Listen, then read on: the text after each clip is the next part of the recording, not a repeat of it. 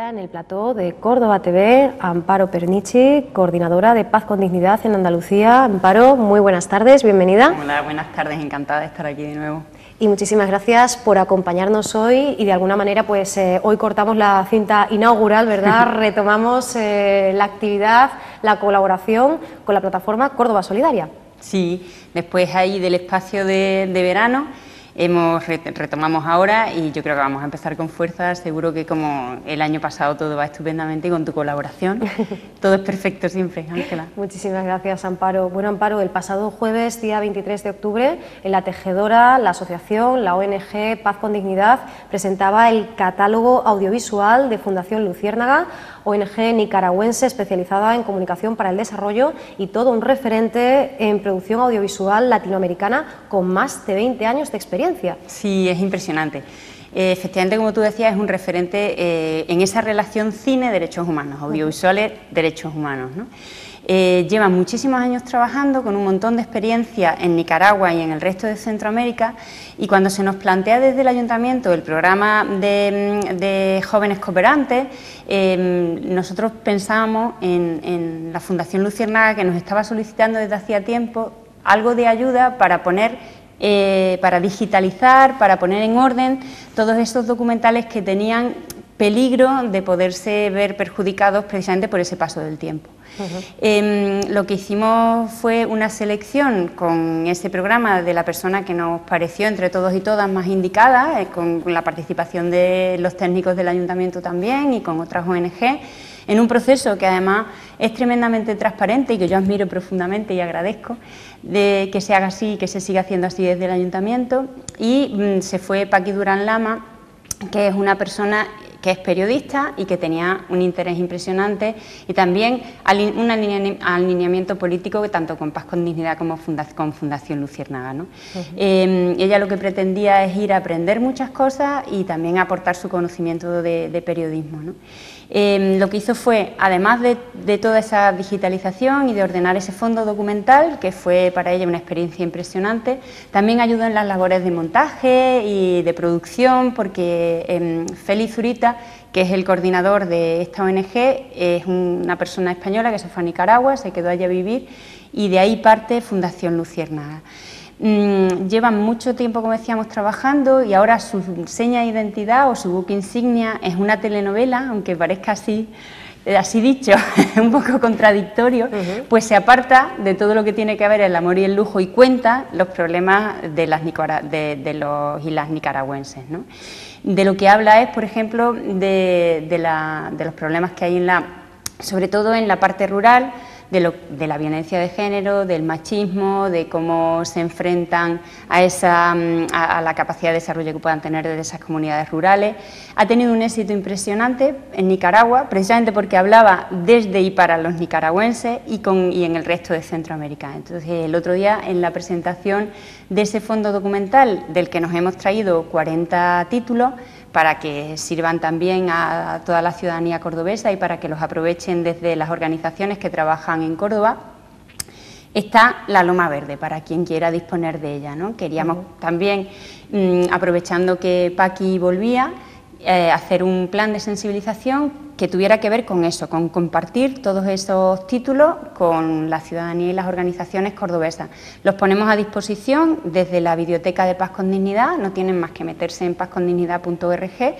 Ahí hay un clic para la biblioteca, está todo ese fondo documental ya subido y lo único que tienen que hacer es solicitarnos mediante un correo electrónico cómo lo quieren, cuándo lo quieren y para qué lo quieren, incluso a título particular. De lo que se trata es de difundir, ¿no? Y de difundir ese trabajo que es espectacular en medio ambiente, en soberanía alimentaria, en género, en turismo tal y como lo quieren entender, porque como sabes Centroamérica es una zona especialmente tentadora para el turismo a gran escala y ellos lo que proponen es otro tipo de turismo sostenible desde lo rural también, y tienen un apartado de documentales en ese sentido, ¿no? Como decimos, 40 títulos seleccionados y a su vez subdivididos en esos diferentes ámbitos que siguen siendo, bueno, pues las líneas rojas, ¿verdad? Los focos de atención para todo el mundo de la comunicación, la cooperación y la educación, para el desarrollo. Loma Verde aterriza así, ¿verdad? En España se enriquece la biblioteca de Paz con Dignidad y en esa medida también lo hace el tejido social y asociativo de Córdoba y, por supuesto, no solo de Córdoba, gracias a la red de redes, pues las fronteras de alguna manera las derribamos, ¿no? Como podemos, de esta forma, gracias a un instrumento tan poderoso, tan valioso como el audiovisual, y de esta manera ofreciendo, Amparo, una alternativa, porque ni la pequeña ni la gran pantalla nos da ese tipo de soluciones. Y es que si miramos ese mapa de propiedades tal como está establecido ahora mismo, es muy difícil, ¿verdad?, que encontremos estas realidades sin filtros de por medio, y las informaciones sobre la crudeza de situaciones como la que nos planteas o la que nos traslada Loma Verde, por poner un solo ejemplo, aparecen de manera pues puntual y casi circunstancial, ¿no? Sí, a nosotros nos parece que es que precisamente tenemos un reto importante, las organizaciones que trabajamos en educación para el desarrollo y en cooperación internacional, porque ese nexo de unión es fundamental para atraer a la ciudadanía y para sensibilizar a la ciudadanía mediante herramientas como el audiovisual, ¿no? Que es una herramienta como otra cualquiera y además es muy impactante. Pero traer el mensaje de manera directa, como dices, ¿no? Sin medios, sin filtro, sin que nadie, es que se explica por sí solo. Y intentamos hacerlo hasta tal punto que en el proyecto que estamos ejecutando en este momento en 8 municipios andaluces también trabajamos con Fundación Luciérnaga y también trabajamos con temas audiovisuales. Lo que hacemos son talleres con colectivos y con institutos en los que el objetivo es grabar un pequeño corto, un pequeño documental que se va editado a Centroamérica y lo revisan organizaciones como Fundación Luciérnaga, por un lado, en la parte técnica y en la parte también de contenido, y también lo hacen Mujeres Transformando, que es una organización de El Salvador, señera en la defensa de los derechos de las mujeres, y lo que pretendemos es dar un enfoque de género no solo desde nuestro punto de vista, ni desde el punto de vista del norte, sino también del sur. Nos parece muy importante además que sobre esos audiovisuales que se hacen con los colectivos y el alumnado de aquí, nos den también su perspectiva, de tal manera que ellos también graban allí su parte, aunamos y presentamos de manera común. A eso me refería con unir lo que hacemos en cooperación para el desarrollo con lo que hacemos con educación para el desarrollo, y que seamos capaces de visibilizar también el trabajo que hacen esas organizaciones, de ponerlo en valor y no solo de hablar de los problemas, también de los logros. Es importante visibilizar esos logros porque parece que siempre estamos hablando de cosas que no tienen solución, y sí la tienen, porque hay alternativas. Y porque, por ejemplo, el hecho de que ellos hayan sacado adelante una producción como Loma Verde, a mí me parece espectacular. Yo no sé siquiera si en este país podríamos hacer algo así que hable de los problemas que tiene la gente, de las soluciones que vienen de parte de la gente. No me parece que sea tan fácil. Allí no lo ha sido tampoco, y sin embargo ellos han conseguido ponerlo en valor, sacarlo adelante, producirlo y proyectarlo, y que la gente lo viera y que fuera además con una audiencia importantísima, ¿no? Esos logros me parecen lecciones lecciones de capacidad de poder hacer cosas, ¿no? Hablabas efectivamente de ese trabajo que precisamente se estaba llevando a cabo, arrancaba el pasado viernes 17 de octubre en los colectivos de Castro del Río para ese audiovisual que también cuenta con la Fundación Luciérnaga, con Mujeres Transformando, ¿verdad?, de El Salvador, a la que bien hacías referencia. Precisamente ese mismo día, viernes 17, en esto que hablamos, ¿no?, de ese ver el vaso también medio lleno y dar un enfoque más constructivo, más optimista, pensar que las cosas realmente pueden cambiar. Desde Paz con Dignidad lo hacíais a través de la inauguración de esa exposición África, otras miradas, en la Biblioteca Municipal, ofreciéndonos precisamente, acercándonos a esa lucha por un futuro mejor en el continente hermano, nuestra frontera sur. Y es que, una vez más, Amparo, la clave sigue siendo apelar a la interculturalidad, pero de verdad en horizontal, pensando que todos debemos trabajar codo con codo, y lo hemos visto muy bien con estos meses que llevamos sufriendo las consecuencias, la llegada a nuestro continente, al primer mundo, del virus del ébola, ¿no? Algo que ya existía desde el año 76, que se detectó el primer caso y que su propio descubridor pues ya venía advirtiendo de que en su día no se hicieron bien las cosas y hemos necesitado vernos en una situación como la que ha vivido Teresa Romero para que realmente las cosas al menos parezca que puedan empezar a cambiar, ¿no? Claro, es una tristeza eso, realmente es una tristeza, porque entre otras cosas pone de manifiesto que la vida de nuestra vida, la vida de las personas de los países enriquecidos vale bastante más que las 4.000 y pico personas que ya están muertas en África. Lo que no quiere decir que no nos alegremos profundamente de que Teresa esté estupendamente, no, menos mal, menos mal. Porque si no hubiera sido una grandísima desgracia. Pero es que esa desgracia ya, como decía, lleva ocurriendo muchos años, con el ébola se está luchando desde hace muchos años ya en África.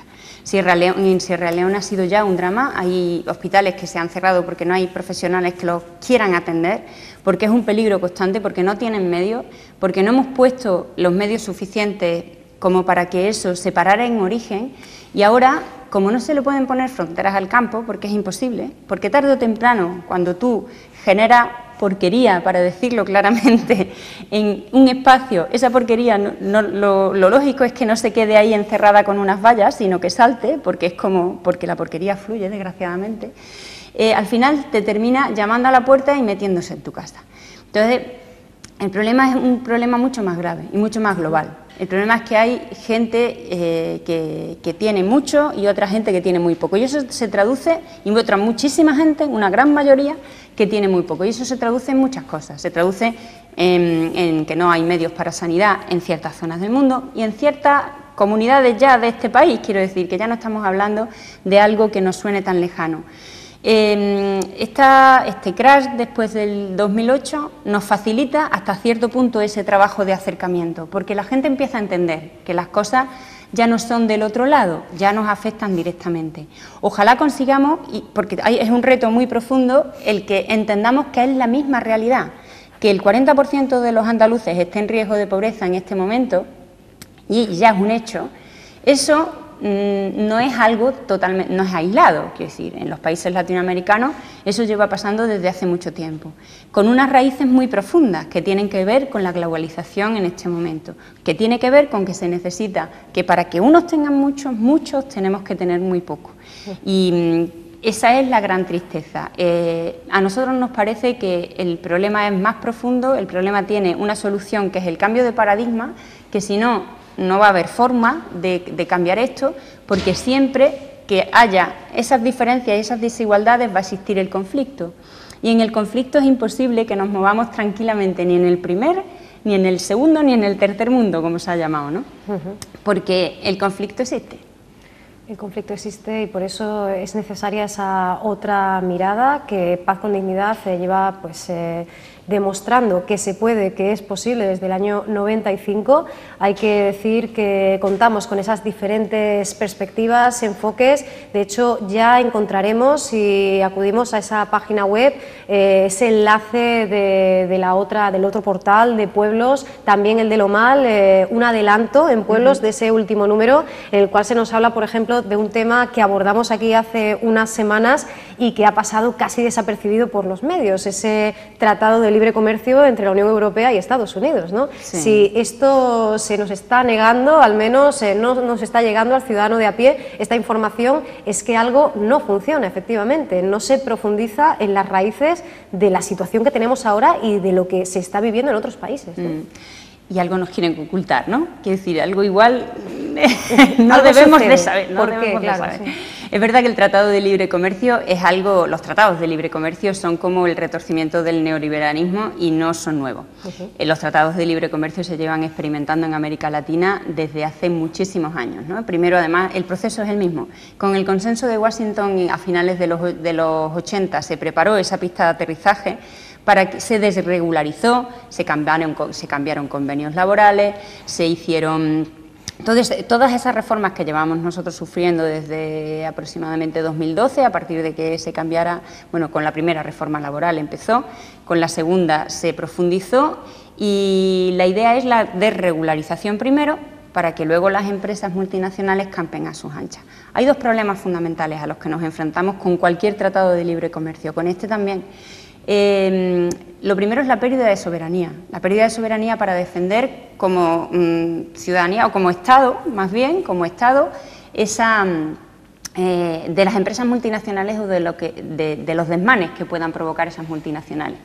Eso significa que la mayor parte de los conflictos ya no se van a llevar en tribunales al uso, sino en tribunales de arbitraje. Tribunales de arbitraje que además el CIADI está estudiado para que sean las empresas las que denuncien a los Estados y no al contrario, que es muchísimo más grave. Es decir, como por ejemplo cuando, no sé, en un pueblo sin ir más lejos, la 970 es una ley que se hace en Colombia previo al Tratado de Libre Comercio y que se firma con Europa, y esa ley 970 lo que dice es que no se pueden sembrar semillas ancestrales, semillas que no vengan certificadas.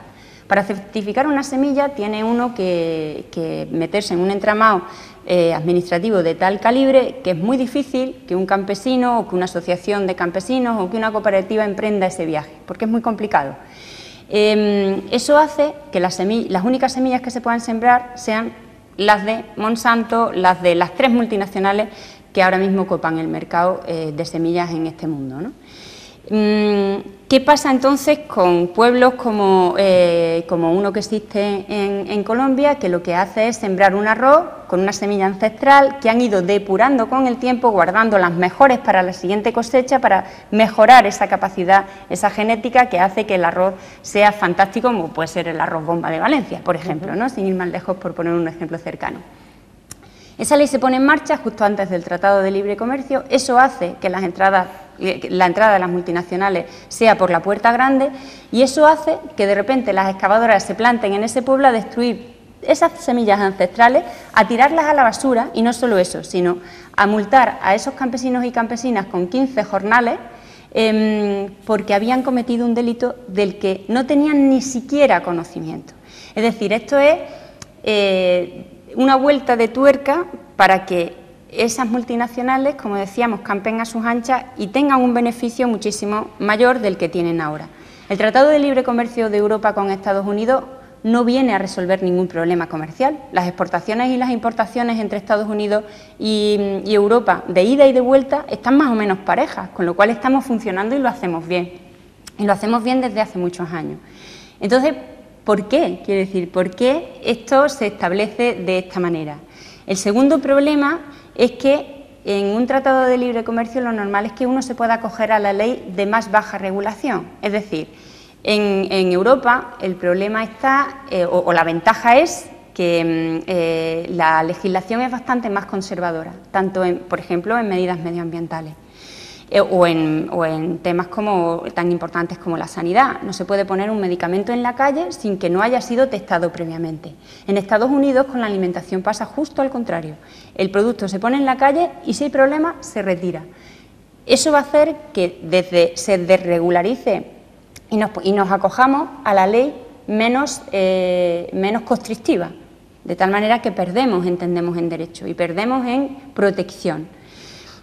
Y no es nuevo, quiero decir, esto, como digo, lo llevan ensayando y lo conocemos muy bien desde lo mal, en América Latina, ¿no? Con todos los tratados de libre comercio que se han puesto en marcha. Y creo que tenemos mucho que aprender de los movimientos sociales y de la capacidad contestataria para que eso se paralice. Se paralizó en Ecuador, por ejemplo, ¿no?